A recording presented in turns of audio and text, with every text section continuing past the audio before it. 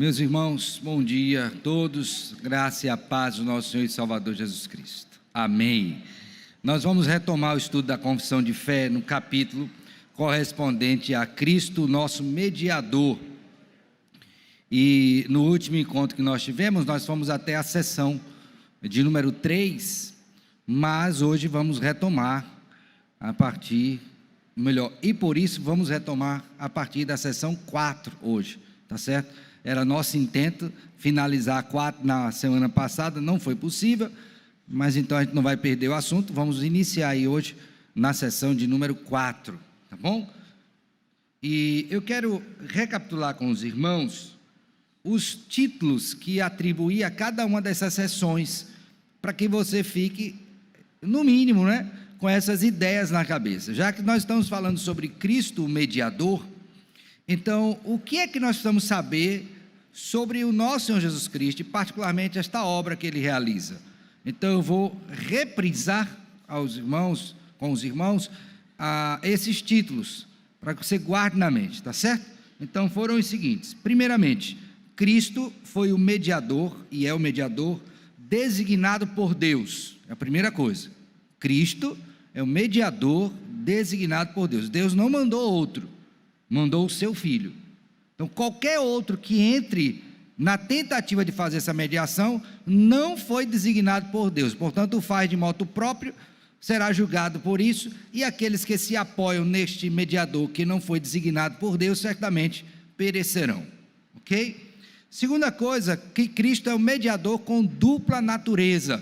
E aí nós enfatizamos esse aspecto, de que por meio da sua concepção, que foi sobrenatural, então o nosso Senhor Jesus Cristo encarnou, e a partir desse momento ele passou a ter essas duas naturezas, e essas naturezas, elas são perfeitas e elas são distintas, de modo que não há conversão, composição ou confusão entre elas. E quando nós olhamos para Cristo, nós precisamos olhar para Cristo na sua pessoa inteira, e não, essa é a natureza humana, essa é a divina que está agindo. Não, Cristo como um todo está agindo, tá bom? Então esse é outro ponto importante. Mediador designado, mediador com dupla natureza. Terceiro, Cristo é um mediador capacitado. Uma coisa é você designar alguém para uma tarefa, outra coisa diferente é você designar alguém que não é capacitado para o desempenho dessa tarefa. Não foi o caso do Senhor Jesus Cristo. Ele é o mediador capacitado por Deus. E aí nós vimos, sobretudo, a ação do Espírito Santo de Deus sobre ele. Marcamos o evento disto, que foi exatamente por ocasião do seu batismo, quando o Espírito Santo de Deus desce sobre ele e o habilita. E logo a partir dali, ele começa o desempenho do seu ministério aqui na terra. Então, Cristo mediador capacitado. A outra seção é que é Cristo mediador voluntário. Então, a despeito da designação do Pai, do conselho da Trindade, mas ele voluntariamente se deu, ok? Então, ele diz que a minha vida eu mesmo a dou, tá? Então, ele faz isso o quê? Voluntariamente. Não houve nada que eu constrangesse, mas ele decidiu fazê-lo, tá bom? Então, mediador o quê? Voluntário. A outra ideia, e aqui eu quero que você grave bem, é que Cristo é um mediador eficaz. Então ele foi alguém que foi designado por Deus, capacitado, ele é voluntário, ele tem dupla natureza, mas a sua mediação é uma mediação eficaz. Ou seja, aquilo que ele se propôs a fazer, ele fez, eficazmente. Então todos aqueles que são postos nele, nessa mediação, certamente são agraciados pelo Senhor e pela eficácia da sua obra. Cristo mediador eterno. Então ele sendo Deus, ele é o mediador o quê?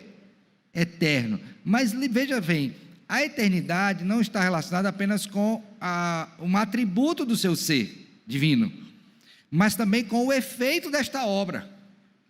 Ok? Então, de eternidade a eternidade, Cristo estava sendo o quê? Mediador. Então, depois que a gente morrer, que a gente for para o céu, lugar preparado por Ele, ainda lá Cristo vai ser o quê? O meu mediador. E por quanto tempo? Eternamente. Então, Ele é o mediador o quê? Eterno. Ok? A outra coisa, ele é o mediador, aqui ele tem dupla natureza, e eles reforçam a ideia de que ele é pleno nessas duas naturezas. Então, pleno em suas duas naturezas, tá? Ele é 100% Deus e é 100% o quê? Homem. E por fim, ele é o mediador que intercede pelo seu povo. Então, essa ação mediadora do Senhor Jesus Cristo, ele o faz, não é? Tão somente para o seu povo. Então, fora do seu povo, não há mediação de Cristo Jesus. Ok? Então, esses são os tópicos que eu dei para cada uma dessas sessões. Nós paramos na terceira, vamos ver hoje a quarta sessão. Então, já abra sua confissão de fé aí, por favor, na quarta sessão, 1, 2, 3, 4, que é exatamente Cristo mediador voluntário. Voluntário. E eu queria que você abrisse a sua Bíblia em Hebreus, vamos começar hoje desse texto, capítulo número 10. Hebreus, capítulo 10.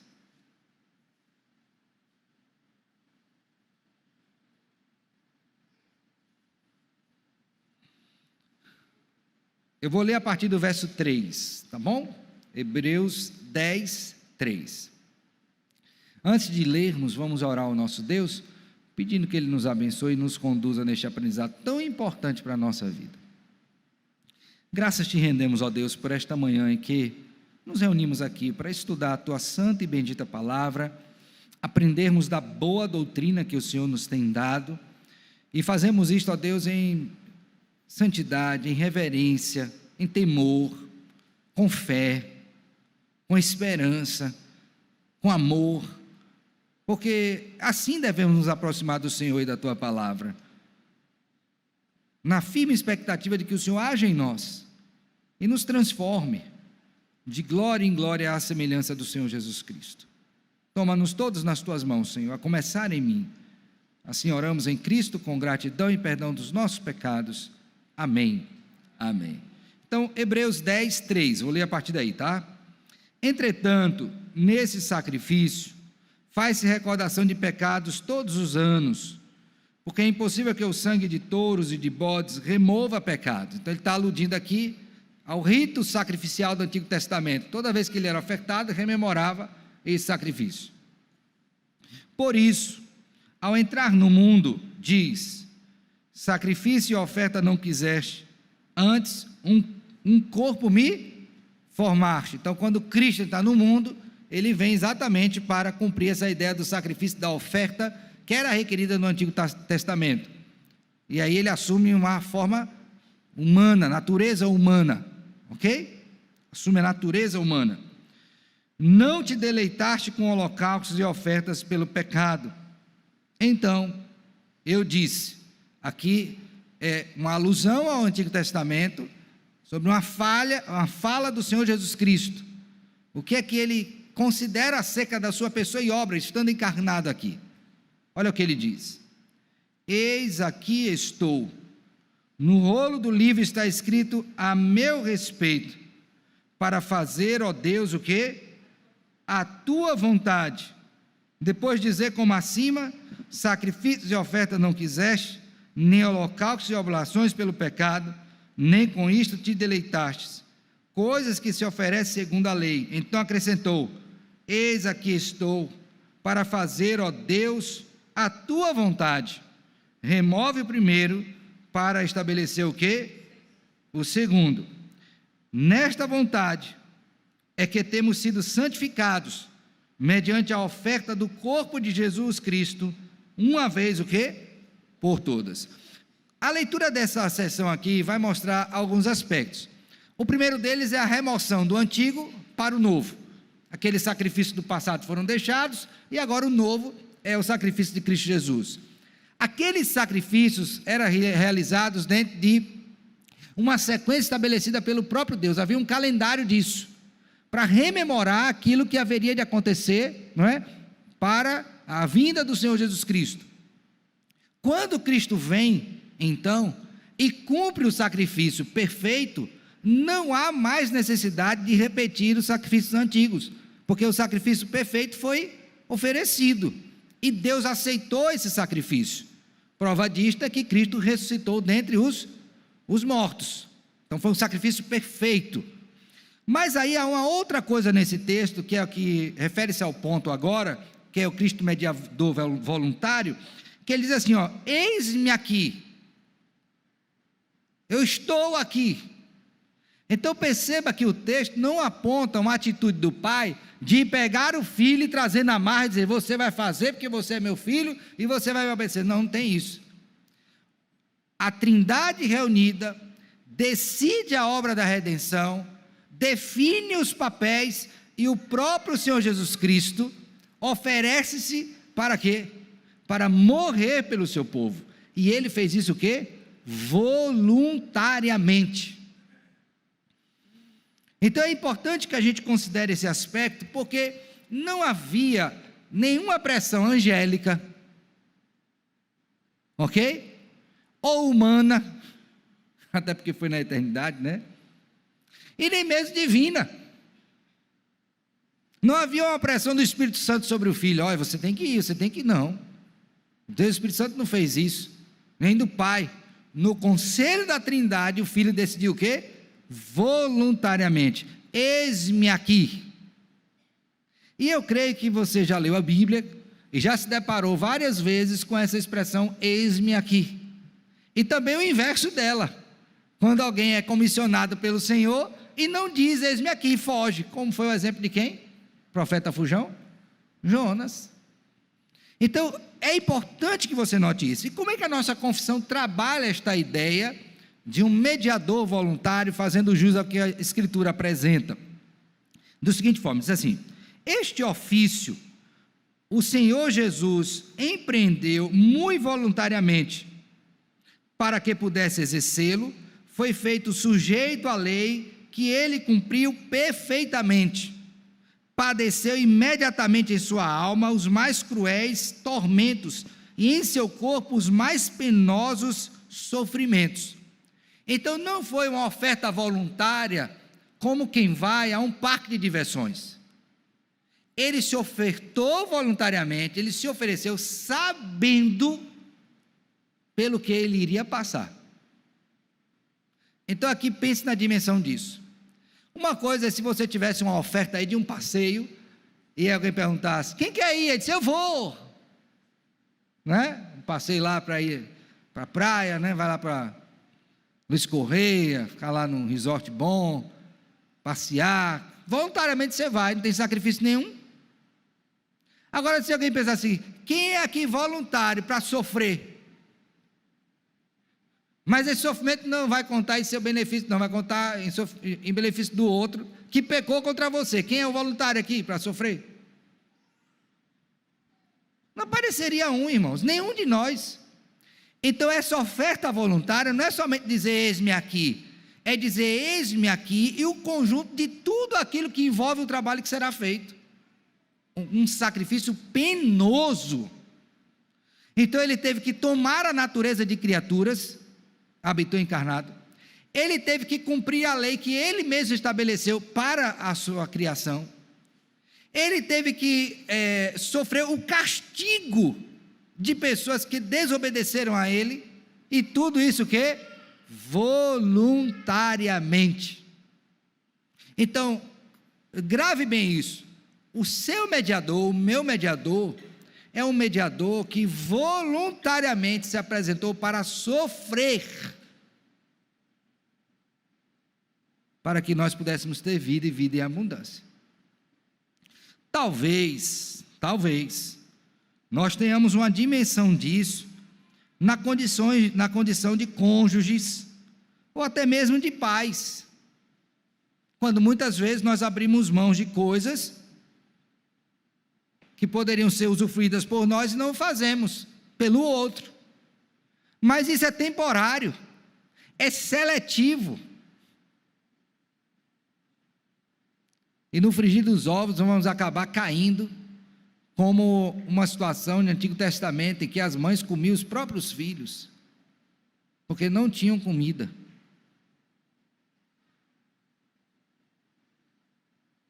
Mas com Cristo não foi assim.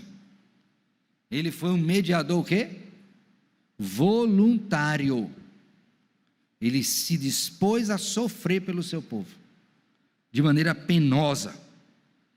E aí ele diz mais, retomando a leitura: foi crucificado e morreu, foi sepultado e ficou sob o poder da morte, mas não viu a corrupção. Ao terceiro dia ressuscitou dos mortos, com o mesmo corpo com que tinha padecido. Com esse corpo subiu ao céu, onde está sentado à destra do Pai, fazendo intercessão. De lá voltará no fim do mundo para julgar os homens e os anjos. Vamos analisar isso aqui textualmente. Abra sua Bíblia aí, por favor, no Evangelho segundo João. Então ele veio e habitou encarnado, certo? Primeira coisa. João capítulo 20, verso 1.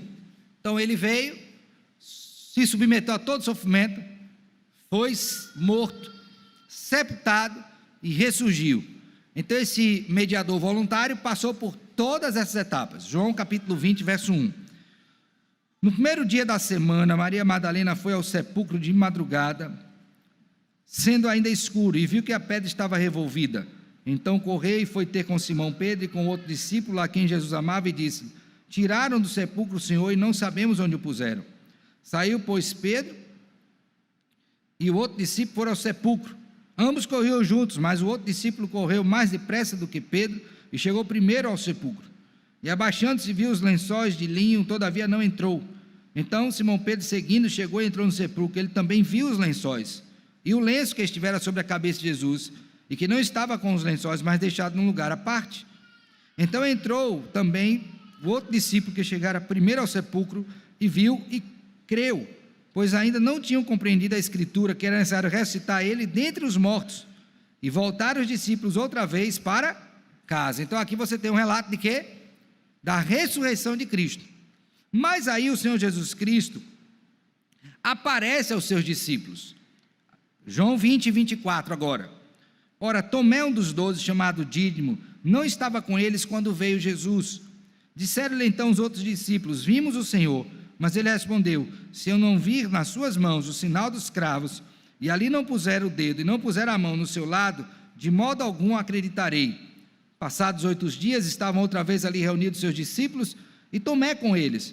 Estando as portas trancadas, veio Jesus, pôs-se no meio e disse-lhes: Pai seja convosco. E logo disse a Tomé: põe aqui o dedo e vê as minhas mãos, chega também a mão e põe no meu lado, não seja incrédulo, mas o quê? Crente. Então, Cristo veio, cumpriu a sua missão, morreu, foi sepultado, ressuscitou, apareceu entre os discípulos, e inclusive podia o quê? Tocar neles. Ok? Agora vamos para o capítulo 21, verso de número 12. Disse-lhe Jesus: vinde, comei.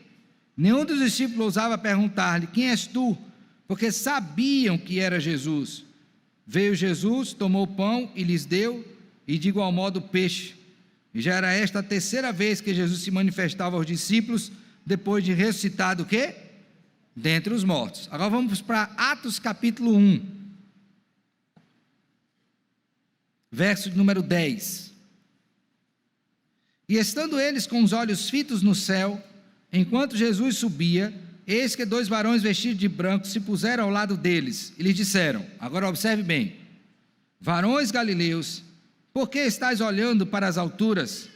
E esse Jesus que dentre vós foi assunto ao céu, virá do modo como o viste o quê? Subir. Então, ele virá de modo visível, ele virá de modo físico, ele virá de modo glorioso, ok? Então a vinda de Cristo será marcada por isso, desse mediador voluntário. E quando ele vier a segunda vez, o que é que ele vai fazer? Na primeira vez que ele veio, essa que foi marcada pela sua assunção, o final dela, ele veio para salvar. Então a primeira vinda do rei, Jesus, foi para quê, irmãos? Para salvar. O mediador voluntário veio para... A sua segunda vinda não será mais para salvar. Abra a Bíblia agora, por favor, em Atos capítulo 17. Atos 17.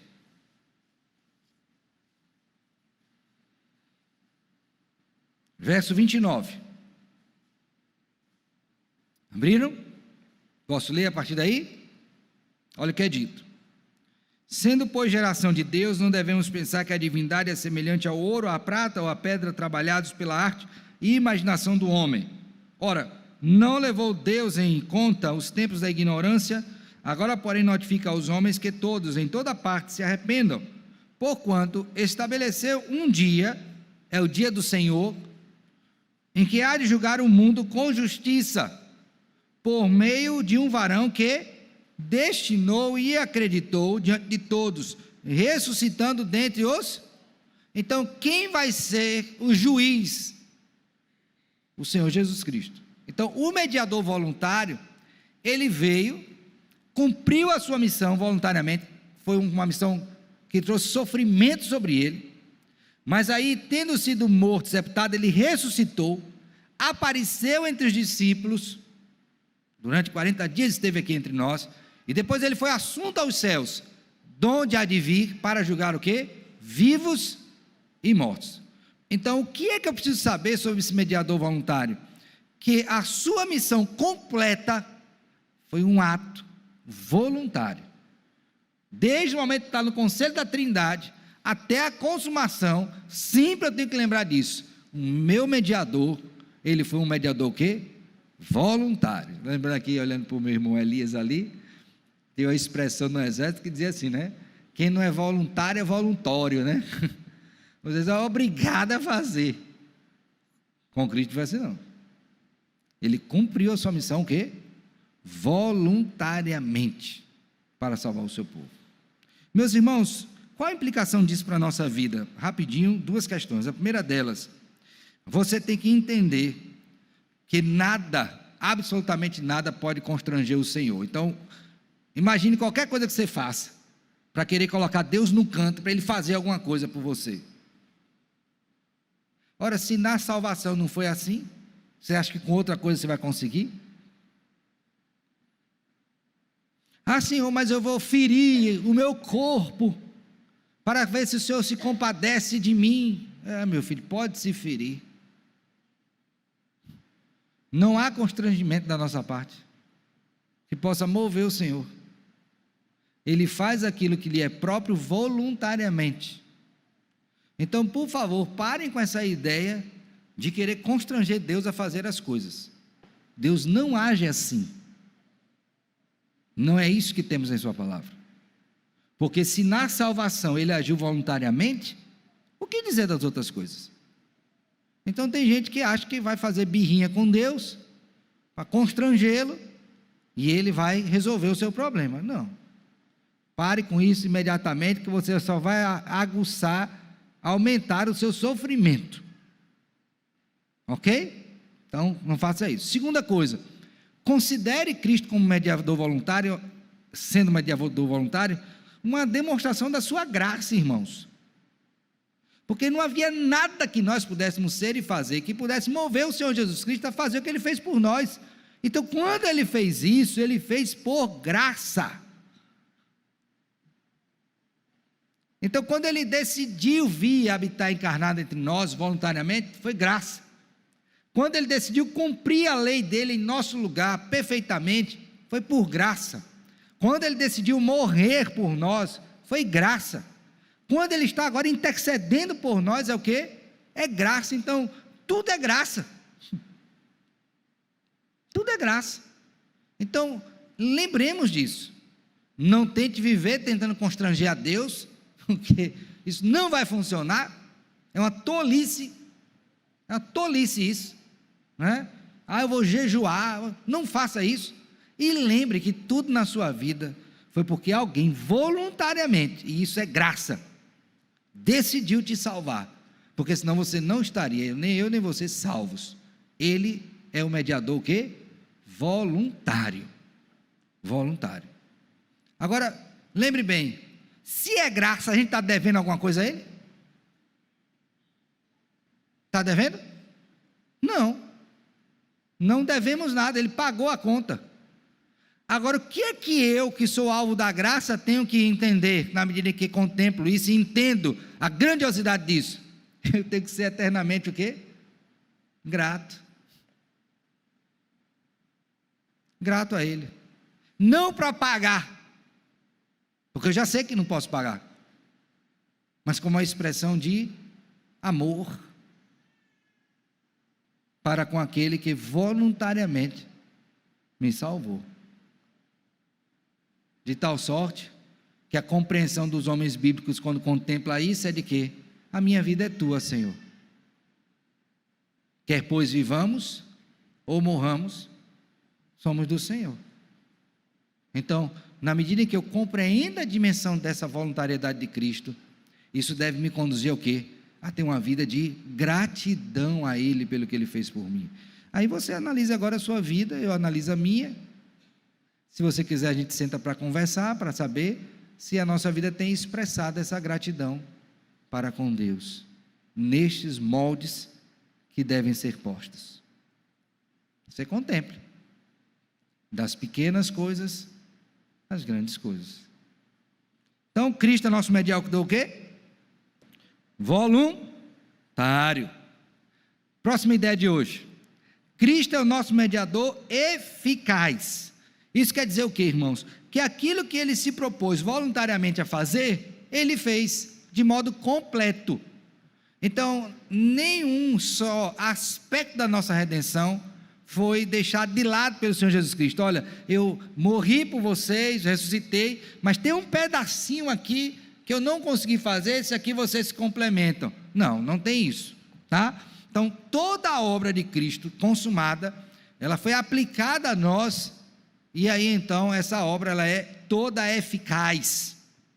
Então, tudo que diz respeito à nossa salvação está contemplado pelo Senhor. Abra sua Bíblia, por favor, em Romanos, capítulo de número 5, vamos ver dois textos aí em Romanos. Romanos capítulo 5. Abriram?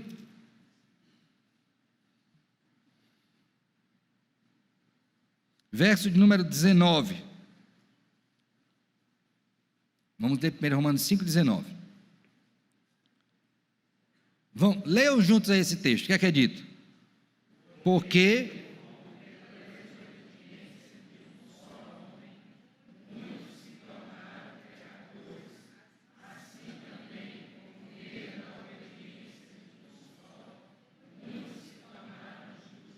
pois bem, veja, quem é esse um só homem por meio do qual nos tornamos pecadores? Adão, nosso representante federal. Quem é esse homem através do qual alguns se tornam justos? Jesus Cristo. Agora, note bem que a expressão utilizada pelo apóstolo Paulo, embora na nossa tradução não se perceba muito isto, é que ele eficazmente nos fez justos, ou nos justificou. Em outro sentido, o que é que está sendo dito? Que a obra que ele realizou foi perfeita, cumpriu o que estava posto. Está claro, irmãos? Então, o que ele se propôs a fazer, ele fez. Então, se era para nos salvar, ele salvou. A obra de Cristo nos habilita, ou nos dá a graça de receber a regeneração, a justificação, a santificação, a adoção, ok? A glorificação. Nessa união com Ele, tudo isso é aplicado a nós. O arrependimento, tudo, absolutamente tudo. De tal modo que quando nós pensamos no mediador, que voluntariamente se colocou, nós pensamos em alguém, um ser, que não teve da sua obra nada que pudesse ser retocado. Foi uma obra o quê? Perfeita, eficaz.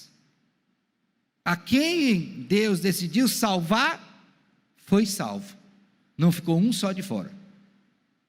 Ok? Está claro aqui? Agora vamos para Romanos 3, verso 25.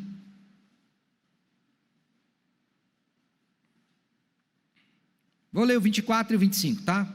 Diz assim, ó: sendo justificados gratuitamente por sua graça, mediante a redenção que há em Cristo Jesus, a quem Deus propôs no seu sangue, como propiciação, mediante a fé, para manifestar a sua justiça por ter Deus, na sua tolerância, deixado impunes os pecados anteriormente cometidos, tendo em vista a manifestação da sua justiça no tempo presente, para ele mesmo ser justo e o quê? Justificador daqueles que têm fé em quem? Em Jesus Cristo. Ou seja, é por meio de Jesus que temos a sua obra completa realizada em cada um de nós. Nossa confissão de fé vai dizer o seguinte: o Senhor Jesus, pela sua perfeita obediência e pelo sacrifício de si mesmo, sacrifício que pelo eterno Espírito ele ofereceu a Deus uma só vez, satisfez plenamente a justiça de Deus. Satisfez o quê? Plenamente a justiça de Deus. Então, quando o homem pecou, Deus tinha que cobrar do homem. Não tem como ficar sem cobrar. Tem uma dívida, alguém tem que pagar. Quando Cristo veio e habitou encarnado entre nós, ele pagou essa dívida. A questão é, ficou algum saldo lá da dívida? Não. Pagou tudo. Toda ela. E a prova disso é que ele ressuscitou. Agora vá para Romanos 4, 25.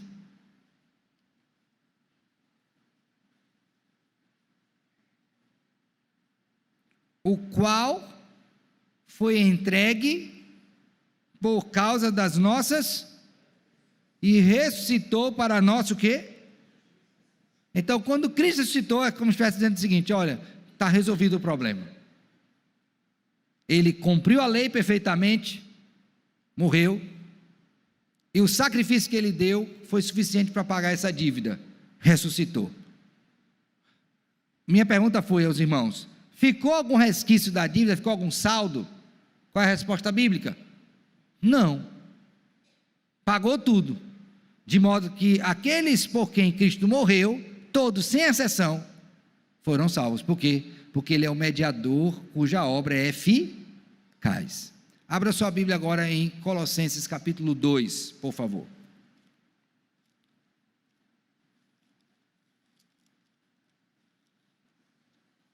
Abriram?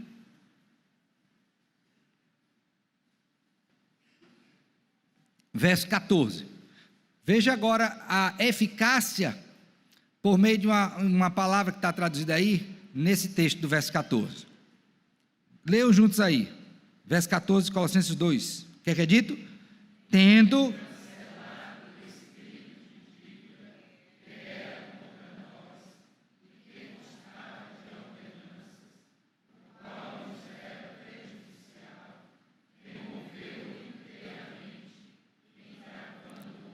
observou aí? Removeu o quê?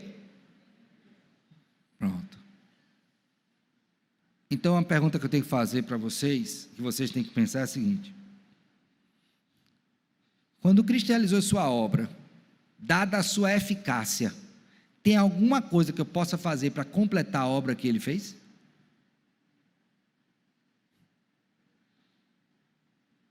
Nada. Absolutamente nada. Mas vocês acham que no mundo tem gente que acha que pode completar a obra de Cristo? Está cheio. Está cheio de gente. Faz por ti, eu te ajudarei. Essa expressão que não é bíblica, associa-se geralmente ao êxito, profissional e tal. Faz por ti que eu te ajudarei. Faz por ti que... Não está nem na Bíblia isso. Mas tem gente que pega esse princípio e aplica a salvação também. Faça a sua parte, senão você não é salvo. Uma pergunta simples que a gente faz quando as pessoas vão professar a fé: você crê que a sua salvação é 100% Deus, 100% você, ou é uma conjunção você e Deus? Mas como eu sei que você é muito piedoso, vamos deixar assim: 99% é de Deus e 1% é seu. O que é que você acha?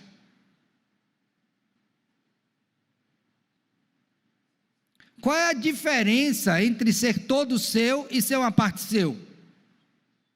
Essencialmente, nenhuma. Porque se você decidir não fazer, então Deus não tem o que fazer.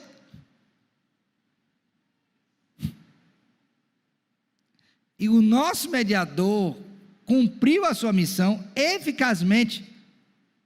De sorte que quando nós lemos Isaías 53, diz: ele verá com certeza o fruto do seu penoso trabalho.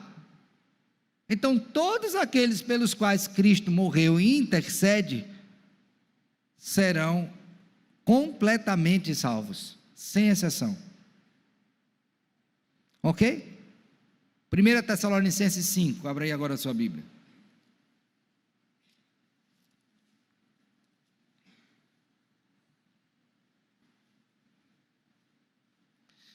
A pessoa lê o verso 23, aí aqui ela já encontra um bocado de heresia, né? Uma delas é da tricotomia.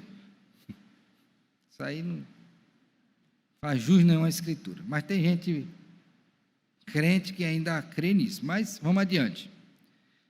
O mesmo Deus, 1 Tessalonicenses 5, 23, tá? O mesmo Deus da paz vos santifique em tudo, e o vosso espírito, alma e corpo sejam conservados íntegros e irrepreensíveis na vida de nosso Senhor Jesus Cristo. Agora leiam o 24. Fiel. Quem fará? Quem é chamado ou quem chamou? E se o que é chamado não quiser, o que chamou faz? Ou ele está preso ao seu querer? Então, todos aqueles pelos quais Cristo intercedeu, todos serão salvos, sem exceção. Por quê? Porque ele é um mediador eficaz. Sobre o que eu disse até agora, tem alguma pergunta? Alguma consideração? Por favor, aqui, duas. Irmão Paulo Sérgio e irmão Leonardo.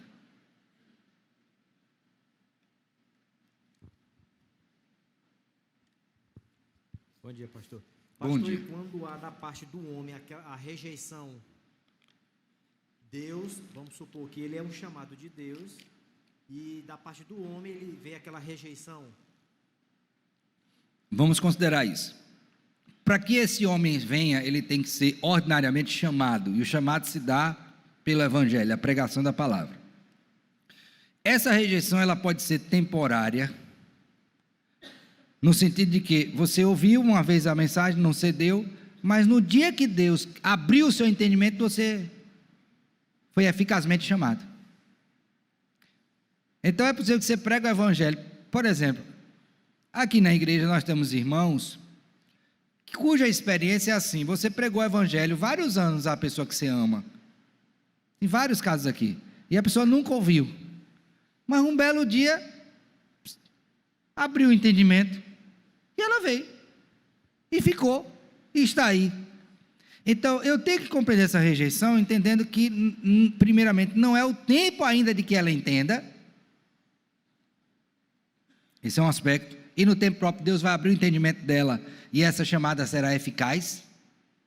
Mas pode ser também uma rejeição eterna, porque ela não é uma eleita de Deus.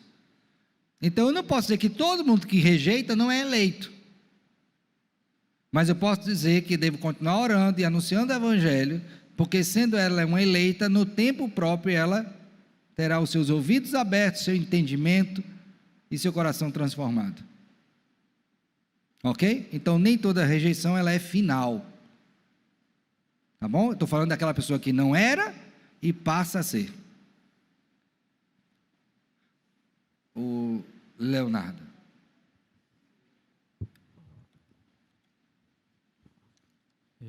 Pastor, Diga, filho. o Cristo tinha que cumprir sua obra. Perfeito. Morrer e ressuscitar. Quando ele morre, todo mundo viu ali a sua morte. Mas quando ele volta, é porque ele queria provar que ressuscitou, não só para Tomé, mas para todos os seus discípulos? Lógico. Porque lembre que eu li agora há pouco, diz assim: olha, vocês estão esquecidos do que a Escritura disse, porque no Antigo Testamento, o mediador, ele não viria apenas para morrer, mas ele viria para vencer.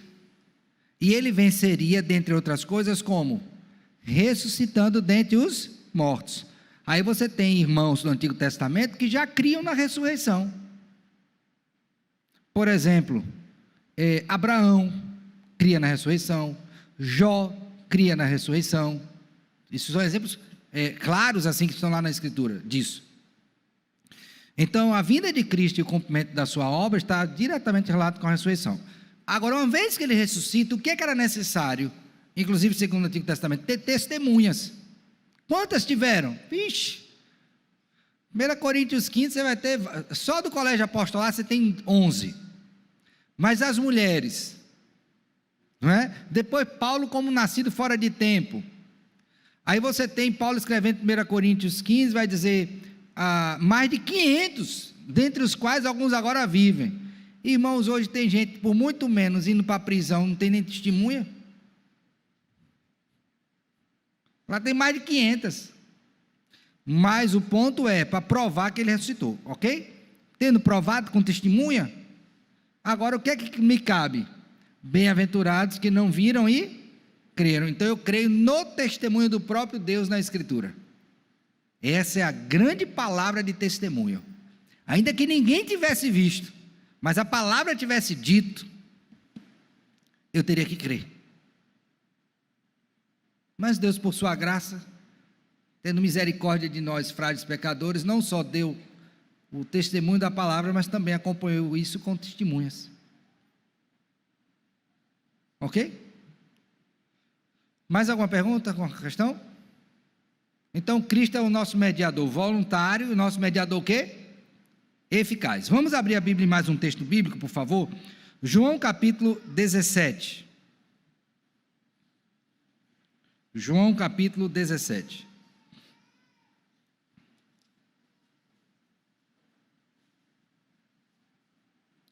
Versos 1 e 2. Ele é o mediador eficaz. Olha o que é dito. Tendo Jesus falado destas coisas, lembra que essa aqui é a conhecida oração sacerdotal, né? Então, Cristo está orando em seu favor, em favor dos discípulos que estão ali e daqueles que viriam a ser discípulos. Então, essa oração é dividida em 3 partes. Orar por ele ora em seu favor, ora pelos discípulos que estão ali e ora por aqueles que haveriam de crer. Tá bom? Verso 1. Tendo Jesus falado estas coisas, levantou os olhos ao céu e disse: Pai, é chegada a hora, glorifica teu filho para que o filho te glorifique a ti. Assim como lhe conferiste autoridade sobre toda a carne, a fim de que ele conceda a vida a todos os que o quê? Lhe deste. Então, a obra de Cristo de conceder vida aos que o Pai deu a ele, deixou alguém de fora? Não. Todos os que o Pai deu, todos foram eficazmente assistidos pelo Senhor, sem exceção, em todas as coisas. Então não há uma só área da sua vida como eleito de Deus que ele não tenha lhe assistido. Todas. Então, se algum dia você está achando que hoje eu estou perdido, hoje eu perdi minha salvação, não. O que Cristo fez foi para garantir que você fosse salvo. Mesmo quando você cai, e isso aqui não é um salvo-conduto para você pecar não, viu? Mas é para mostrar a você que a despeito da sua queda, Ele te salva. Ficou claro, irmãos? Tem alguma pergunta? Está descendo bem aí? Não está arranhando não, tá? Está arranhando? Pois está bom. Se não está, vamos adiante. Mediador voluntário, mediador eficaz, mediador eterno. Agora vamos abrir a Bíblia em Gálatas, capítulo 4.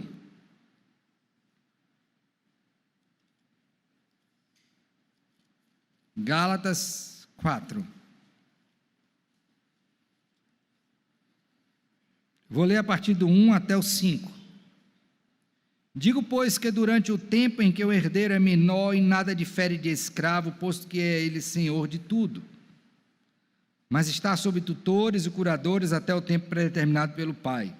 Aqui ele está falando daquela criança que ela tem uma propriedade, mas a idade dela não permite ainda assumir. Então até essa idade tem um tutor sobre ele, para garantir que ninguém use de modo inadequado aquilo que é a herança desse filho. Quando ele atingir a maioridade, então ele pode assumir, né, o governo sobre a sua propriedade, deixada pelo seu pai ou outro responsável. Assim também nós, quando éramos menores, estávamos servilmente sujeitos aos rudimentos do mundo. Vindo, porém, a plenitude do tempo, aqui a plenitude do tempo tem a ocasião própria, Deus enviou o seu Filho, nascido de mulher, nascido sob a lei, para resgatar os que estavam sob a lei, a fim de que recebêssemos a adoção de filhos. Então, neste caso aqui, está sendo pontualmente afirmado que quando Cristo veio, foi para nos conceder, segundo a sua mediação, estes benefícios de filhos, agora garantidos por sua vinda e sua obra. A pergunta que devemos fazer é a seguinte: esses benefícios são benefícios temporários ou, a semelhança da mediação, são eternos?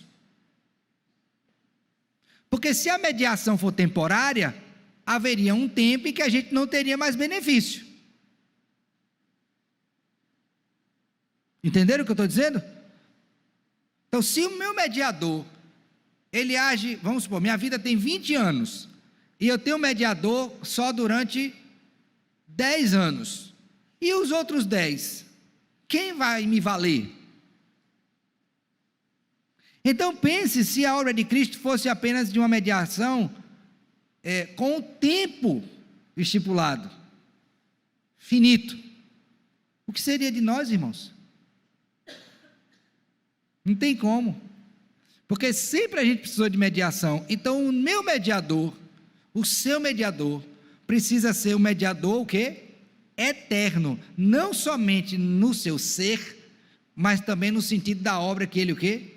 Realiza, porque senão nós estamos perdidos, porque haveria um tempo, se ele não fosse eterno, em que nós estaríamos descobertos, e aí à mercê de todas as dificuldades decorrentes da nossa queda.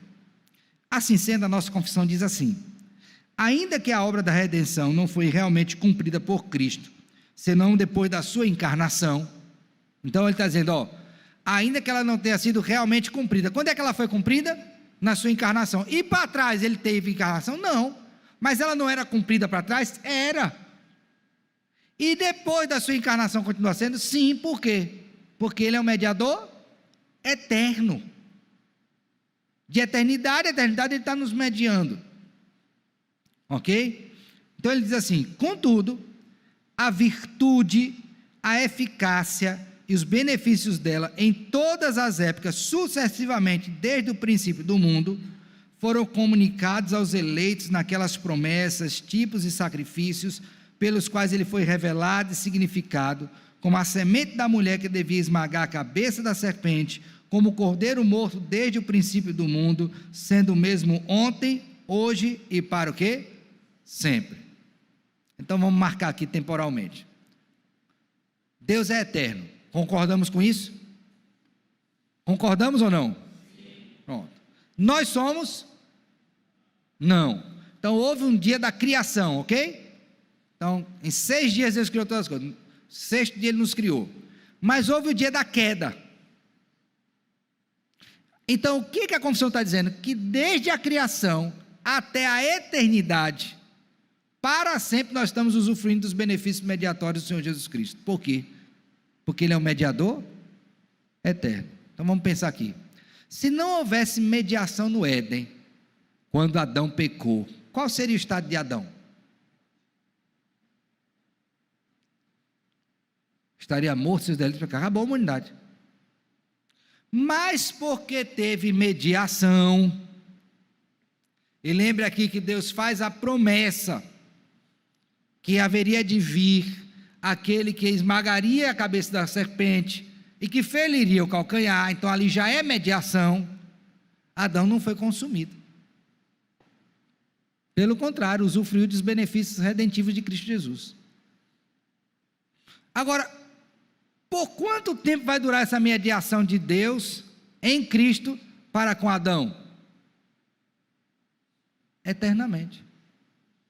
Aí eu pergunto para você: No céu, quando você estiver habitando a eternidade com o Senhor, por toda a eternidade com o Senhor, você vai precisar de um mediador?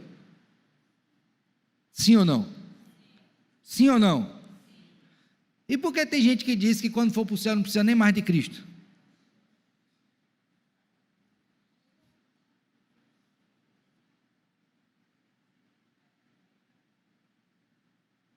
Você acha que na hora que você chegou no céu, você pisei, agora Deus, tchau.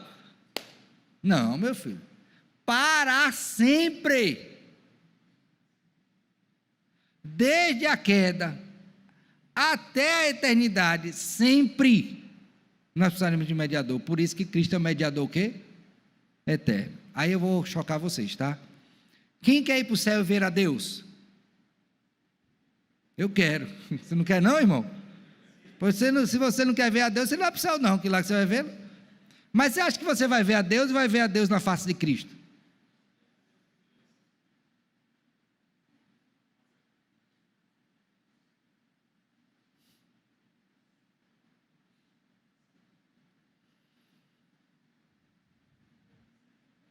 Ouviram minha pergunta? Você vai ver a Deus na face de Cristo. Por quê? Porque para sempre você precisará de um mediador.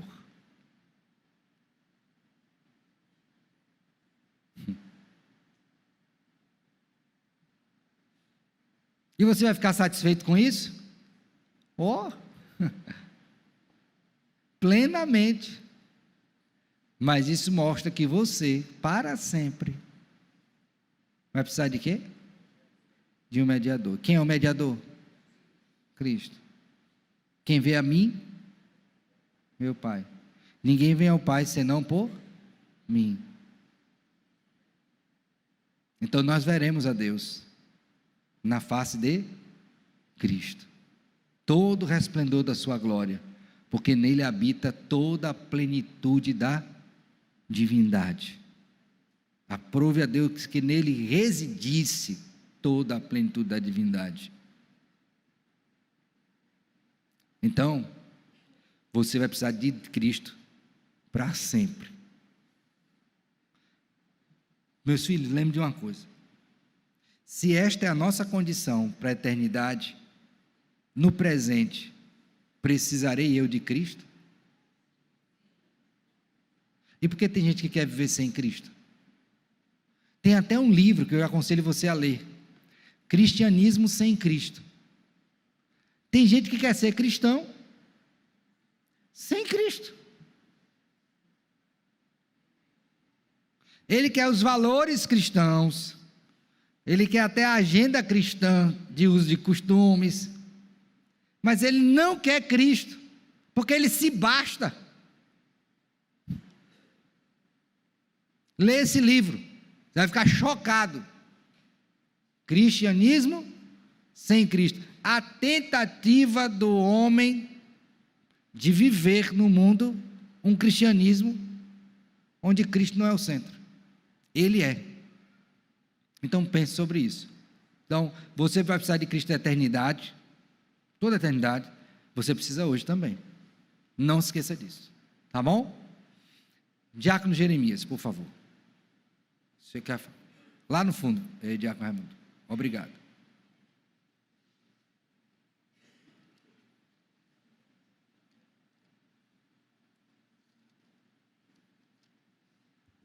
Pastor, aqui na terra o Espírito Santo fica intercedendo por nós com gemidos inexprimíveis, né, como diz na Bíblia. Isso é Romanos. E quando nós estivermos no céu, a intercessão do Espírito Santo vai ser como? O papel dele não mudará, no sentido da sua natureza. Ele continuará sendo o consolador, o intercessor, mas agora nós teremos um contato próximo com Cristo, habitando na presença dele. Então, o Espírito terá uma outra função, seguindo a esteira da primeira, mais acentuada, permanente, nesse sentido, mas não mudará. Diga, meu filho. Pastor, lá em Apocalipse 22, 2, fala da árvore da vida que vai ter lá. Qual o sentido de estar essa árvore da vida? Para você compreender isso, você tem que lembrar que quando o homem pecou, ele foi expulso do jardim do Éden. E a compreensão que há é que se ele comesse deste fruto na condição de caído, sem redenção, ele poderia permanecer para sempre no estado de caído. Uma vez que ele está redimido e está agora num estado de perfeição, né, porque foram aperfeiçoados, então agora ele pode fazer uso disso nos mesmos termos edênicos, de vida abundante. Agora, quem a Bíblia diz que é a árvore da vida? A videira verdadeira. Então, o usufruto do próprio Cristo apontará para isto, da presença e dos dons dele. O que mais? Mais alguma pergunta? Então, por quanto tempo a gente vai precisar de Jesus? Você precisa hoje?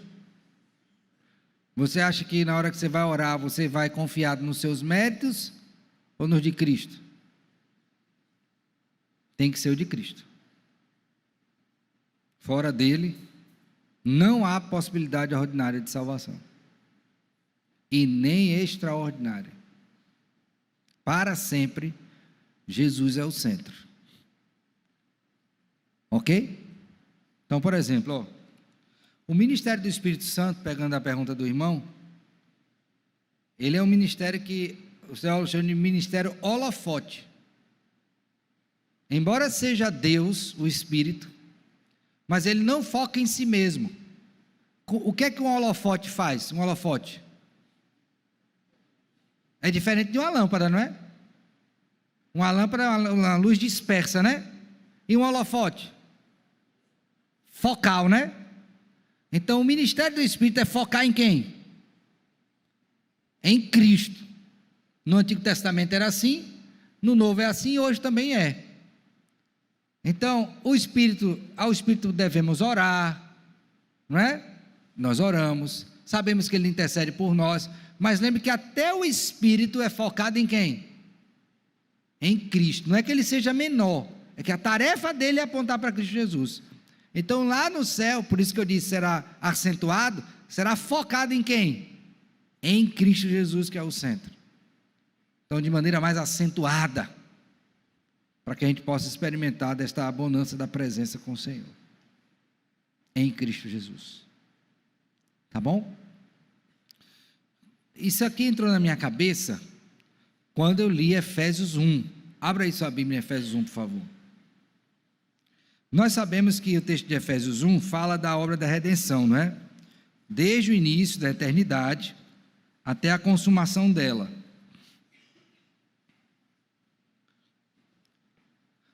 E aí você também já ouviu, eu mesmo falei, que esse texto do verso 13 até o 14 de Efésios 1, fala da obra da salvação dividindo as pessoas da Trindade, que coube ao Pai, o que coube ao Filho, o que coube ao Espírito Santo.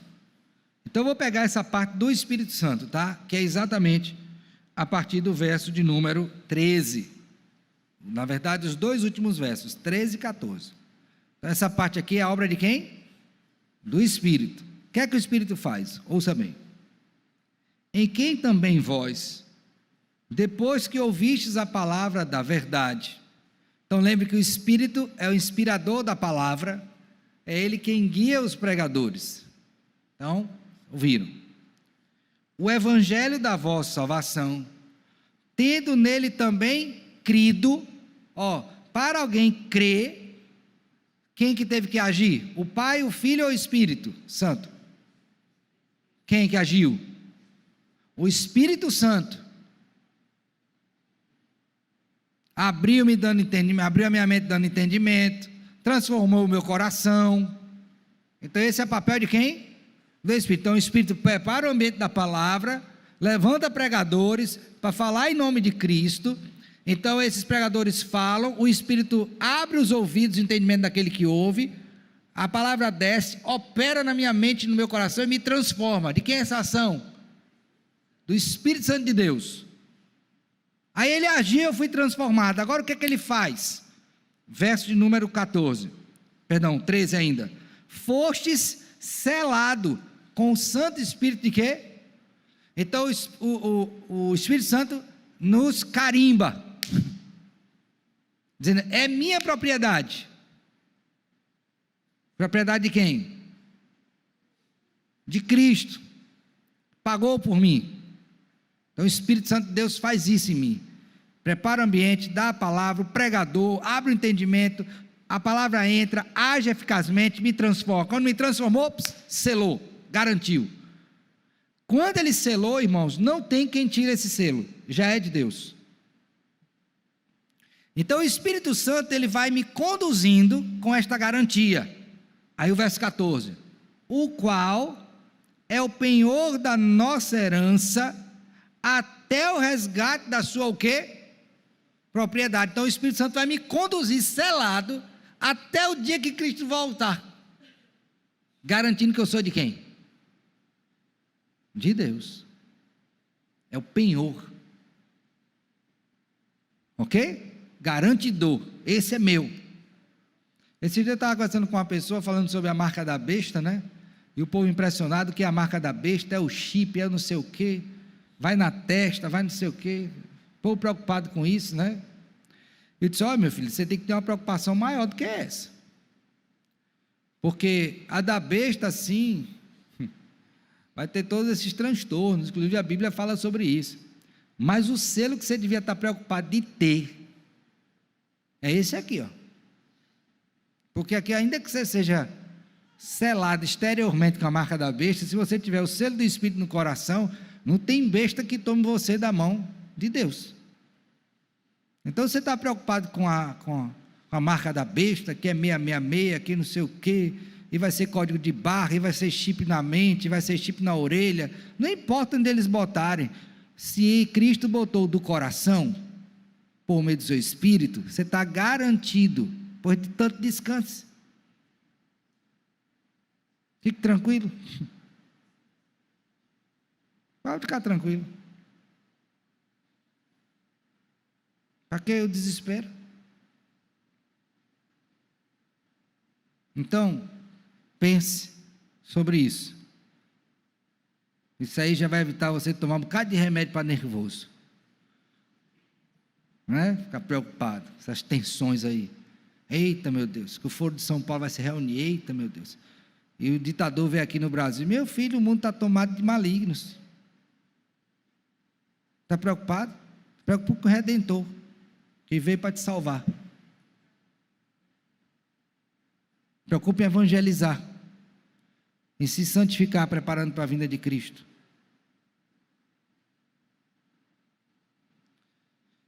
Cristo é meu mediador o quê?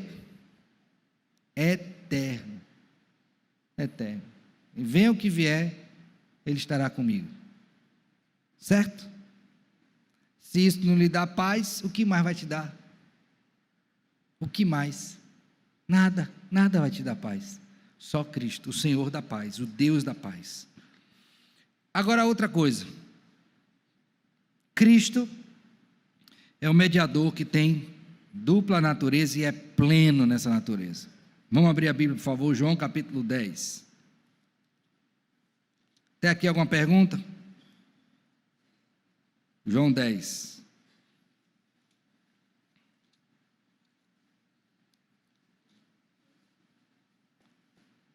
Versos 17 e 18. Me fizeram a pergunta, pastor, e quando Deus morreu? Morreu a natureza humana ou morreu a divina? Eu disse, meu filho, não se preocupe com isso não, diga, Cristo morreu, a Bíblia diz que Ele morreu. Se você for separar, você vai se confundir. Saiba que Ele tem dupla natureza, porque precisava ser assim, e saiba que quando Ele morreu. Agora veja, o poder disso. João 10, 17 e 18. Por isso, o Pai me ama, porque eu dou a minha vida para o quê? A reassumir. O que é a ideia de reassumir? Ter de novo.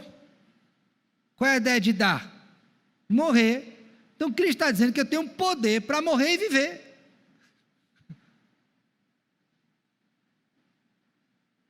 Ele tem esse poder, eu não tenho, você não tem, mas ele tem. Só que a gente, nossa cabeça é tão desse tamanhozinho que a gente não entende a dimensão disso. Deus pode fazer o que Ele quiser, meu filho. Então, se eu vou dar minha vida e depois eu vou ter de volta. Eu não posso falar isso. Ele pode e faz. Aí ele diz no verso 18, lê agora o 18. Ninguém, ou seja, não pense vocês que no final das contas vocês é que estão no controle, não. Eu estou dando, vocês são responsáveis por tirar. Vós o mataste por mão de iníquos, sua responsabilidade, mas eu estou no controle. Tá bom? Então o que quer dizer aí? Ninguém atira de mim, soberania dele sendo garantida. Prossegue no texto, o que é dito? Pelo contrário. Pronto. Mediador voluntário e eterno que dá a sua vida. Tem dúvida sobre isso? Não, né? Agora lê o resto. Ponto. Tem autoridade para o quê? Então ele chegou e disse, eu dou a minha vida, toma aqui. Tem autoridade para fazer isso. Mas ele tem autoridade só para entregar? O que é que ele diz no texto? Eu também posso reaver. Está claro isso aqui, irmãos? Tem dúvida? Dar a vida é morrer. Reaver é reviver. Deus está dizendo que Ele tem poder para dar a vida e tirar. Inclusive a dele. Eu dou a minha e posso reaver. Qual é a dificuldade de entender isso? É entender um Deus que está acima das nossas limitações. É crer na revelação que Ele faz acerca de si mesmo e do seu poder. A gente não quer crer nisso. Tem dificuldade. Não, como é que pode? Porque eu estou olhando para essa limitação, tomando-me como referencial. Pois como poderia um morto dizer, agora eu vou morrer para o Sinara. Pá, mas filho, eu vou morrer, mas eu vou voltar, viu? Não, você vai voltar no dia da ressurreição, mas agora você não tem poder para fazer isso, não. Só teve um que teve poder para fazer isso. Eu não sei se você assistiu aquele Alto da Compadecida, né, que o cara morreu e reviveu, né? Mas ali é uma obra de ficção, né? Não é a verdade. Da gaita, né? Não sei. Só sei que foi assim, né? Ali é ficção. A realidade é aqui, ó. A verdade é esta. Aí ele diz mais, ó. Este mandato, qual mandato, irmãos? De dar a vida e de receber, reaver. Ele recebeu de quem? Do Pai. Você está dizendo, eu estou fazendo isso porque meu Pai mandou. E eu tenho poder para fazer isso, eu tenho autoridade para fazer isso. Ponto. O que é que a gente precisa diante desse texto? Ficar questionando como é que pode? Não, é crer. Que ele diz que é assim, é assim. O problema é que a gente tem... Olha, eu estava conversando com o Sinara esses dias, nós estamos num período difícil, né? As pessoas hoje são muito questionadoras. E olha, eu gosto de ouvir pergunta, questionamento, não tenho dificuldade. Mas o que tem me preocupado não é o fazer pergunta, é a atitude em que as perguntas vêm. A disposição que elas revelam. Isso do menininho até o adulto. Parece que a mente foi revertida. Você não pergunta uma pergunta honesta para tirar uma dúvida. Você faz uma pergunta confrontadora. Porque você não quer aquela verdade. Você quer suprimir aquela verdade. Você quer outra verdade. Então a sua pergunta não é porque você tem uma dúvida honesta. É porque você não quer aquela verdade. Isso é terrível. É maligno. Então eu preciso parar e pensar sobre isso. Então se você tem uma dúvida honesta no texto, pergunte. Você precisa perguntar. Deus não proíbe dúvidas. Agora, cuidado com a motivação com que você está trazendo o quê? Estas perguntas. Porque se for para confrontar a verdade, meu filho, já de antemão eu lhe digo, você vai se quebrar todinho, você não vai resistir, porque você não tem como resistir à verdade. Então vai ser revelada a sua estutícia, não é? Sua malignidade vai ser revelada. Então, você não vá por aí, porque você já vai se perder. Eu estou lhe adiantando. Mas se você quiser assistir, você vá. Mas vai assumir o preço disso. Então, é lei crer. Eu tenho autoridade para entregar. E eu tenho autoridade para reaver. Eu morri nessa natureza humana divina. Eu morri e está aqui agora meu poder para reaver minha vida. Tá bom? Pastor, o que aconteceria se eu não cresce desse jeito? Ora, se ele não consegue dar jeito na vida dele, vai dar na minha? Se ele não tem autoridade para dele, como é que ele vai salvar um povo? Então veja como o nosso questionamento pode nos colocar numa berlinda. Se eu duvido da autoridade dele para me salvar, ou melhor, para reaver a sua própria vida, como eu vou crer que ele vai me salvar? Vai anular uma coisa, vai anular a outra. Então elas estão interligadas, interdependentes. Quebrou uma, quebra a outra. Então Cristo é o mediador pleno em sua dupla o quê? Natureza. Ficamos por aqui hoje. Deus abençoe. Semana que vem é o último tópico, ele é um pouquinho mais extenso, mas graças a Deus cumprimos o objetivo de hoje. Tá bom? Então lembre, mediador dupla natureza, mediador que é eterno, mediador voluntário e mediador eficaz. Combinado? Deus abençoe.